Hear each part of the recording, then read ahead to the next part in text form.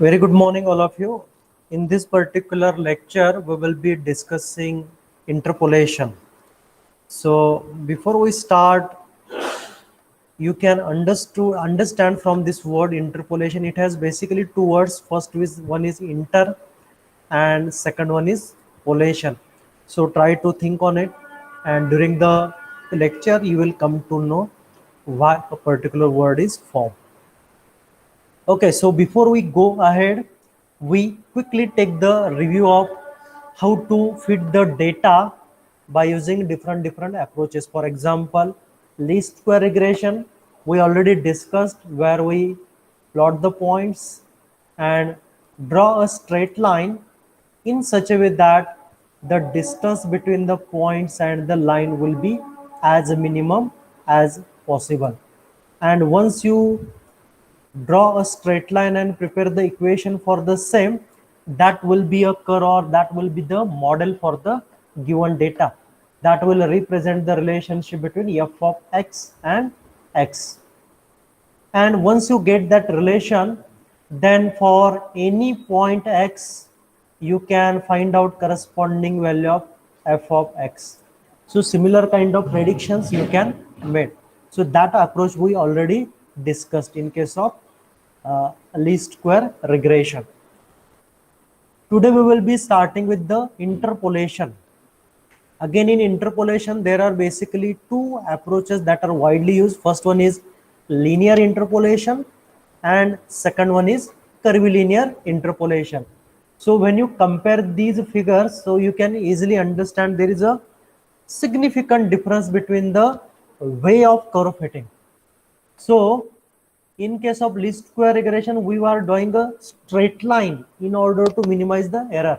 But in case of interpolation, you can observe that we are just simply connecting the data points. You can see here. And in case of linear, we are connecting the data points by means of a straight line. So that thing is there. And this is how all the points gets connected. But the problem with the linear interpolation, or the challenge, not problem, I would say challenge, is that when we connect first two data points, what we observe, whatever equation you will be getting for this straight line, that will be different for the equation of straight line for the next 2 points. So you can see here, this is straight line number 1, let's say, and this is straight line number 2. We are connecting different points, but the equation for straight line 1 and straight line 2 will be different. Similarly, for straight line number 3, again the equation will be different. So as many data points means as many number of equations will be there. So that is the challenge with this, or we can say the complications with the interpolation, I would say. In case of curvilinear interpolation, what we do, we join the 2 points instead of a straight line by a curve. You can see here, and each curve will have a different equation. So this is first curve, this is second, and so on. So whenever you are joining 2 points by a curve, then it will have a different equation. So this is the difference between the regression and interpolation. So in interpolation, for all the data points, we will have only one equation. But in case of interpolation, point to point, or we can say for each pair of for 2 successive points, I would say, there will be a different equation. So these are the differences. And again, in case of linear, we join the data points by means of a straight line. And in case of curvilinear, we join the points by a curve. Again, in case of interpolation, as there are so many equations as we are joining the points, then here generally, if this is the starting point and this is the end point, then interpolation will allow you to predict any intermediate points which is between minimum or the lowest and highest point. So any intermediate point, if you want to calculate, interpolation is much better option, where extrapolation will not give you a better answer. Suppose you are interested to find out this particular point. So this is the out of range, right? So extrapolation will not give you the accurate value of this point, as this is the outside the range. However, in case of least square regression, even if you go for any point which is outside the range, still it has ability to predict the value in a more accurate way. So that is the one of the advantage of least square regression, and we can say that is the one of the limitation of interpolation. And that's why the word we use, interpolation, means we will have the lowest value and we will have highest value, and if we want to predict the values between the minimum and maximum, in that case only interpolation methods are much better. Otherwise, if you want to go for interpolation as well as extrapolation, least square method is the much better option. Okay, so with this we will go ahead and we will start with the some basic concept of interpolation, how that equation is derived, and then we will go to the numerical. Before we start the derivation, one important disclaimer that the derivation will not be asked in the examination, but if you understand this, then it will help you to understand the mathematics behind the interpolation. Okay, so we already discussed that in the mathematical field of numerical, interpolation is a type of estimation, a method of constructing a new data points within a range of discrete set of known data. So as I mentioned, first of all we plot the data points, and between minimum and maximum we can calculate the values. So here you can see the table. The values of y corresponding to x is given. So x values are 0, 1, 2, 3, 4, 5, 6. So these are the discrete data points, and corresponding y values are given to you. And suppose if you are interested to find out what is the value of y when x is 2.5, so the x 2.5 will be somewhere here, right? So if you are interested in this particular value, then you can preferably go for interpolation. Then there are many methods developed for interpolation: Lagrange's interpolation, Newton forward interpolation, inverse interpolation, and there are many other methods are available. And in this particular lecture, we will be discussing on Lagrange's interpolation. And in next lecture, we will go to Newton's forward interpolation. And when I discuss the Lagrange's interpolation, I will be also telling you about inverse interpolation as well.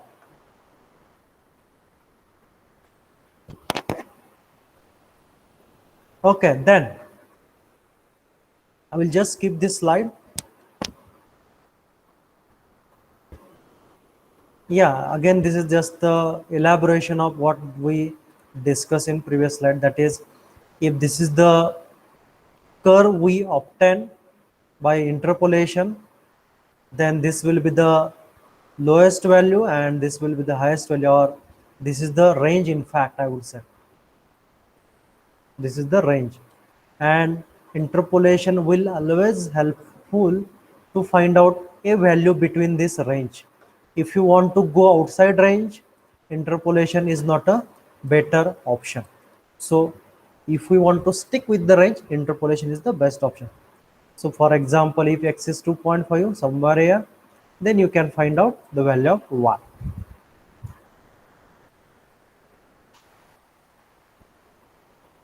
Okay, so we will go to the mathematics in especially for Lagrange's interpolation. If y is f of x takes the values of y0, y1, y2 up to yn corresponding to the values of x, x0, x1, xn. So this particular statement many times we discussed. So you are very much comfortable with it. That is, when we want to find out the relationship between x and y, we will have the values of y and corresponding values of x. And by using that, we can develop the relation between them. Then, in case of Lagrange's method, we use equation number 1. So this particular equation is called as Lagrange's interpolation equation. And when you look at this equation at first look, you may find that this is very big, very complex equation, and you may also think that this is difficult to memorize. So first of all, read this equation carefully. X minus f of x is equal to x minus x1, x minus x2 up to x minus xn, and divided by x naught minus x1, x naught minus x2 up to x naught minus xn into y naught plus x minus x naught, x minus x2, x minus xn upon x minus x naught into x1 minus x2 up to x1 minus xn up to x minus x naught into x minus x1 up to x minus xn minus 1 divided by xn minus x naught into xn minus x1 up to xn minus xn minus 1. So when you read this equation, you may get some idea how to memorize this equation, and you might have already got a trick to memorize this formula, but I will tell you once again that. So I have divided the equation into different segments. So you can see I have made the different segment. So let's talk about first segment. In first segment, you will see a term y naught here, and when a term y naught is here, then you will not see a term x minus x naught. Here you can see x minus x naught is not there, and also x minus x naught is also not there. So that is the change you will see. Excluding these two terms, all remaining terms are there. X1, x minus x1, x minus x2, and so on. If you look at the second segment of the equation, then you will see a term y1 is here. You can see a term y1. And for remaining part, which part is missing? X minus x1 and x1 minus x1. So this part is missing, or we just remove those part and remaining part will be the second segment of the equation. And similarly, you can guess that in third, the instead of y1 it will be y2, and which term will be missing? X minus x2 and x2 minus x2. And why that part is missing? Because if we take x naught minus x naught, the whole term will become 0. And of course, there is again a mathematics as well. So this is how we can write a generalized equation like this and just eliminate the unwanted terms, just comparing with the term y1. And you can easily develop the equation for Lagrange's interpolation. And equation 1 is known as Lagrange's interpolation formula for unequal intervals. So very important thing is that whenever there is a unequal intervals, then we prefer Lagrange's interpolation, or in other words, I would say Lagrange's interpolation is specially derived when there is a unequal interval. So that is the thing. So whenever a problem will be given to you, for example like this, and if the name of the method is not mentioned and you just told that solve the problem using interpolation, then you need to check the intervals for x. So you can see the difference between the first two value is 1, the difference between second two value, next two value is 4. So the interval is unequal.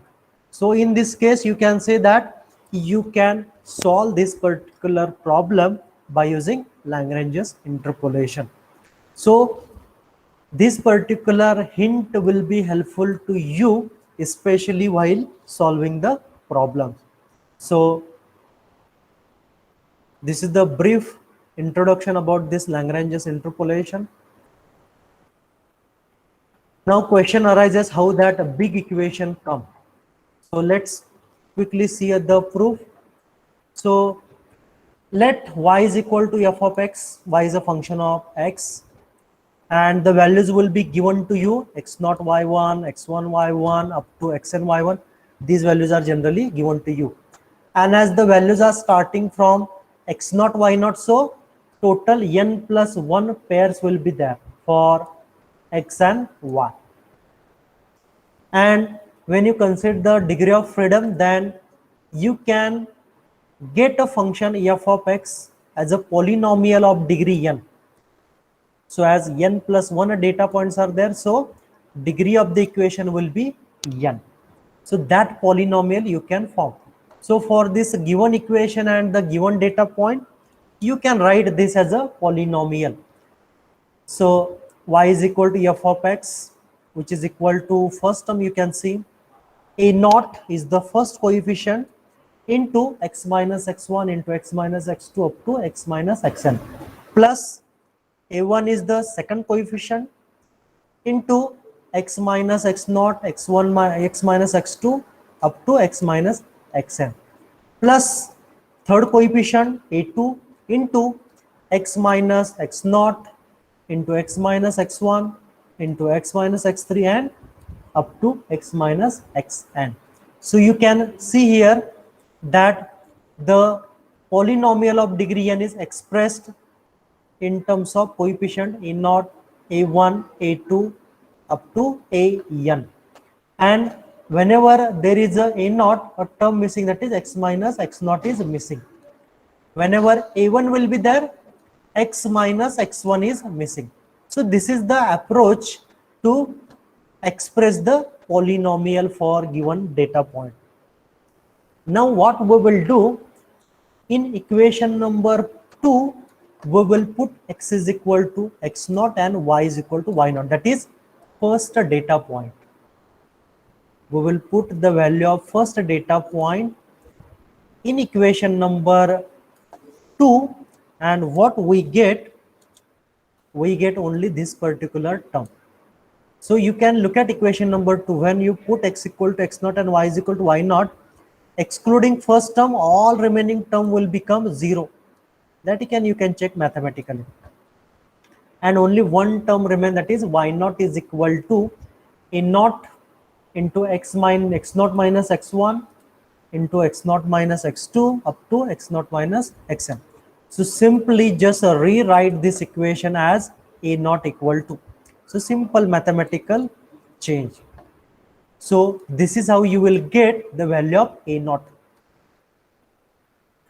Then in next step, what we will do, we will put x is equal to x1 and y is equal to y1 in equation number 2, that is second data point. And when you this time when you put x is equal to x1 and y is equal to y1 in equation 2, what happens? Excluding second term, all remaining values will become 0, and you will get only a1 is equal to y1 divided by x1 minus x0 into x1 minus x2 up to x1 minus xn. So just simplification of equation number 2, you will get this particular value for a1. And this is how you can calculate the value of a2, a3 up to an. And once you get all these values of the coefficient, you can put those values in equation number 2. And when you put all those values in equation number 2, and when you simplify, then on previous slide we saw one equation, and that equation we get here. So equation number 1, this we already saw in previous slide, and this is how we derive the equation for Lagrange's interpolation. F of s is x is equal to this particular big terms are there. So mathematics is there, and why this mathematics is important, because sometime when we came across a big problem, then in that case we cannot understand how to solve this particular problem. And in that case, if we go to the mathematics, then it will help you to increase our understanding, or how we can apply the Lagrange's formula for the given data points. Now we will take one example. Given the values, so the values of x and y are given to you. Y means f of x, and you are asked to find out the value of f of 9, and the name of method is also mentioned, Lagrange's formula. So data points are 5, 7, 11, 13, 17, and corresponding f of x is also given to you. And here there is very complex equation. So what you need to do at the beginning, the first step should be write down all the values of x and y along with their own notations.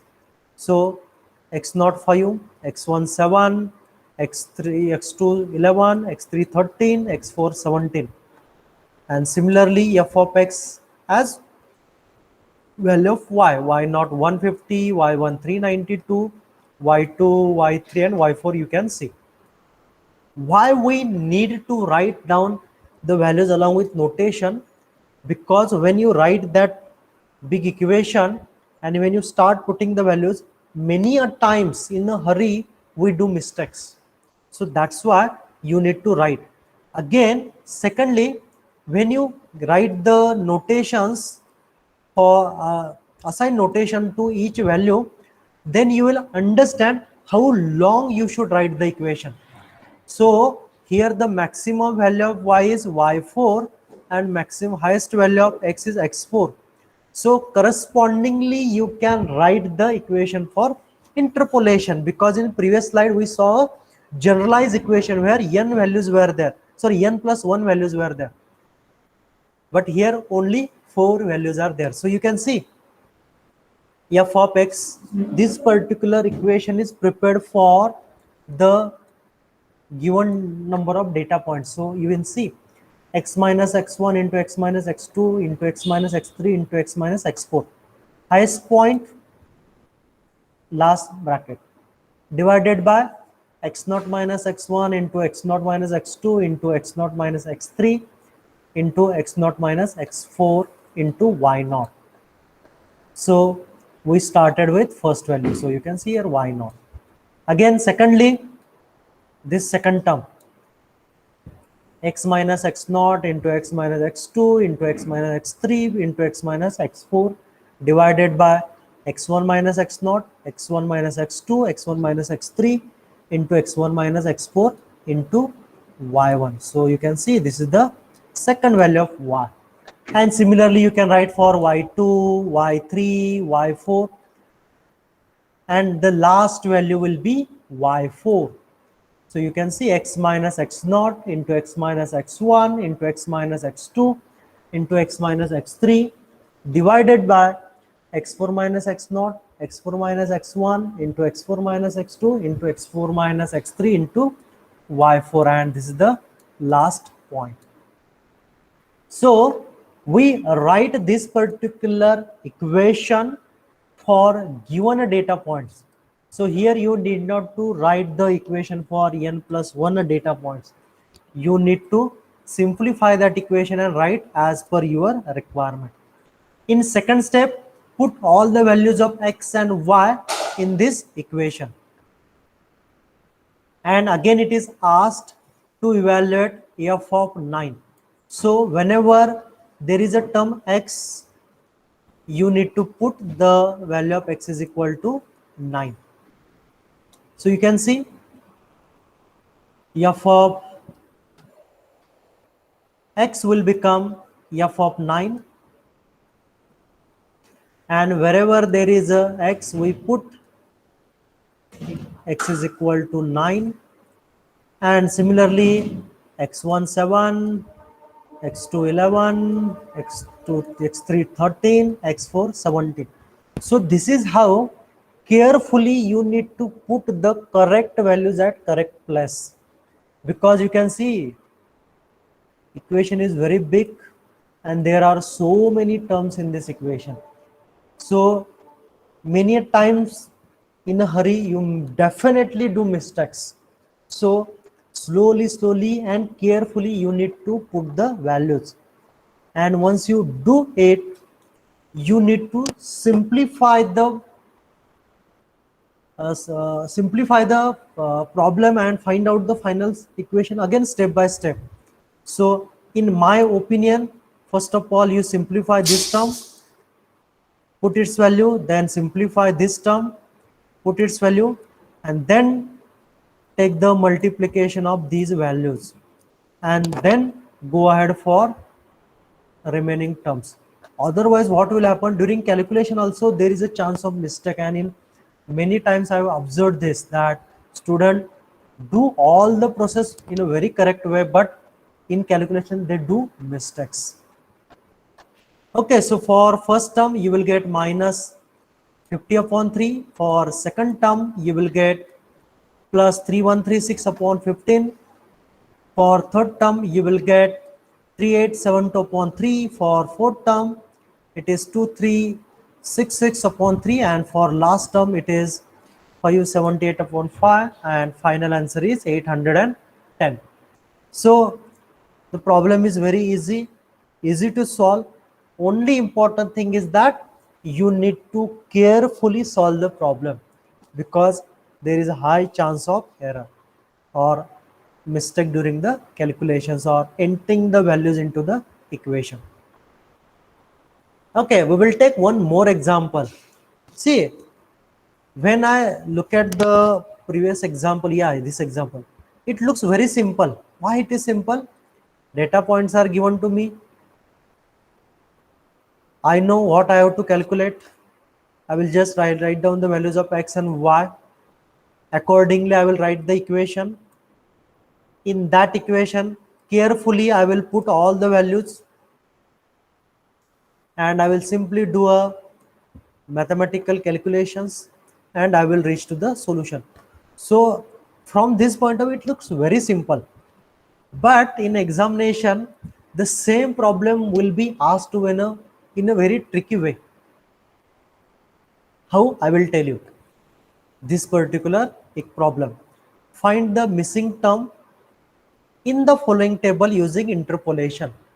So in this question, the name of the method is not mentioned. It is right only the interpolation, and a table is given to you.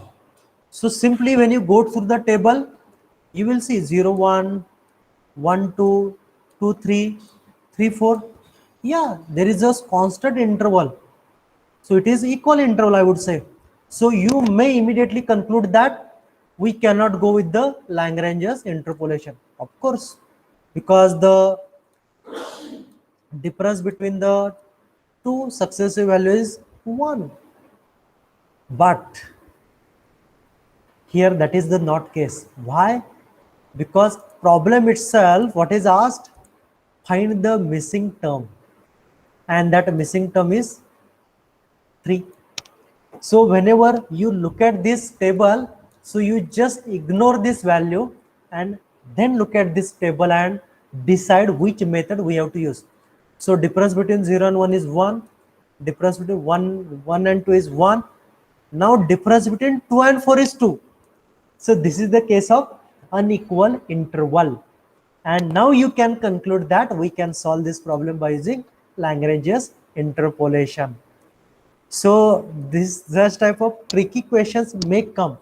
So that's why I always say that go through the books and for practice solve as many problems, and to understand how tricky questions are asked, just try to read the question carefully so that you will come to know how differently the same question is asked. Okay, so we concluded from this that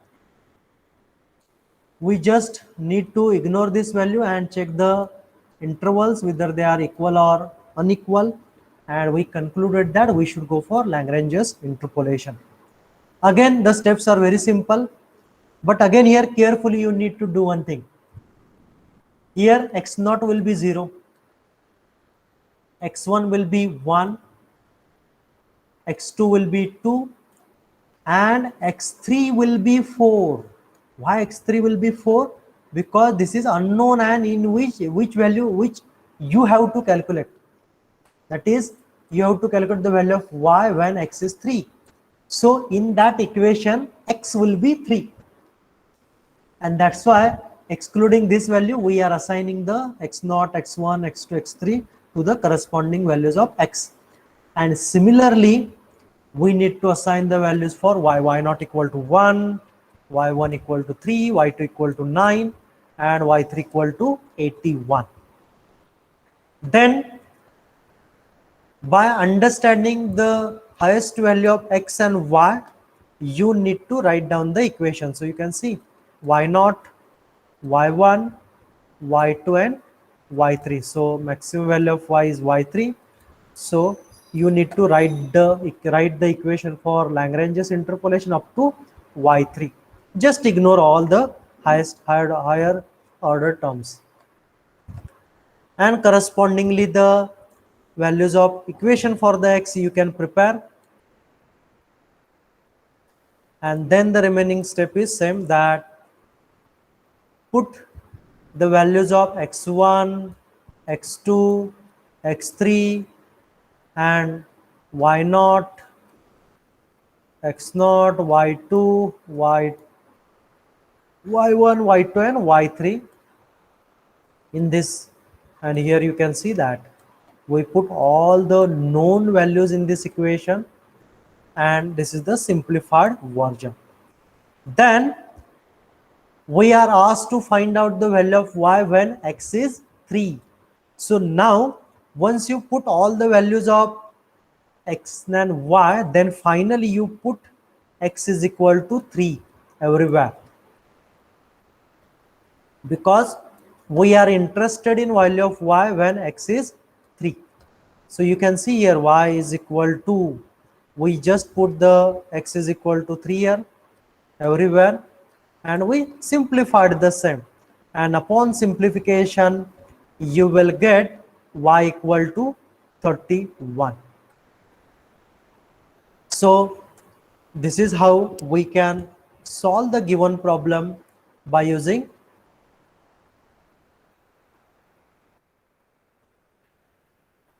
just a minute, yes, we can solve a given problem by using Lagrange's interpolation. If you have any question, the session is open for discussion. Yes, any question from your side?